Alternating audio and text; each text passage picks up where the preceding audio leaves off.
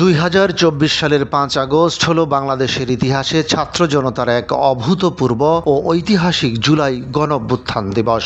এই অবিস্মরণীয় দিনে বৈষম্য বিরোধী ছাত্র আন্দোলনের মার্চ টু ঢাকা কর্মসূচির সফল বাস্তবায়নের মাধ্যমে তৎকালীন স্বৈরাচারী সরকারের পতন ঘটে।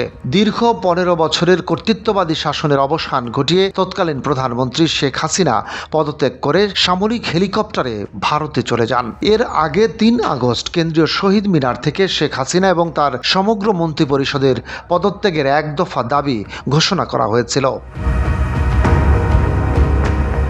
সরকার পতনের মূল লক্ষ্যে ছাত্র জনতার পক্ষ থেকে সারা দেশে এক সর্বাত্মক ও অভূতপূর্ব অসহযোগ আন্দোলনের ডাক দেওয়া হয়। 5 আগস্টের সকালে সব ধরনের সরকারি কারফিউ ও রক্তচক্ষু উপেক্ষা করে লাখ লাখ মুক্তিকামী সাধারণ মানুষ ঢাকার রাজপথে নেমে আসেন। নিরাপত্তা বাহিনীর একটা বড় অংশ নিরপরাধ সাধারণ জনতার উপর গুলি বর্ষণ করতে সরাসরি অস্বীকৃতি জানালে পরিস্থিতি সরকারের প্রতিকূলে চলে যায়। দুপুরের পর প্রধানমন্ত্রীর পদত্যাগের খবর সারা দেশে ছড়িয়ে পড়লে উল্লসিত জনতার ঢল নেমে আসে রাজধানী ঢাকার প্রতিটি পথপ্রান্তে।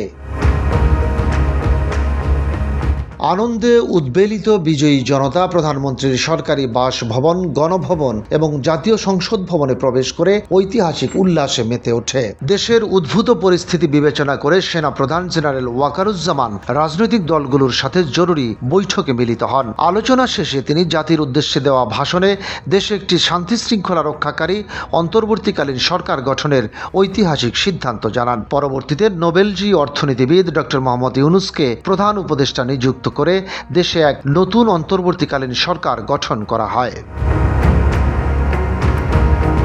এই গণ অভ্যুত্থানের মাধ্যমেই বাংলাদেশে বহুল প্রতীক্ষিত একটি নতুন রাজনৈতিক অধ্যায় এবং গণতান্ত্রিক রাষ্ট্র সংস্কারের পথ সুগম হয়। রাষ্ট্রীয় ও ঐতিহাসিক গুরুত্ব বিবেচনায় সরকার 5 আগস্টকে গণ অভ্যুত্থান দিবস হিসেবে তালিকাভুক্ত করার সিদ্ধান্ত গ্রহণ করেছে। দিবসটিকে রাষ্ট্রীয়ভাবে ক শ্রেণীর বিশেষ মর্যাদা দিয়ে পুরো দেশে সর্বাত্মক সাধারণ ছুটির দিন হিসেবেও ঘোষণা করা হয়েছে।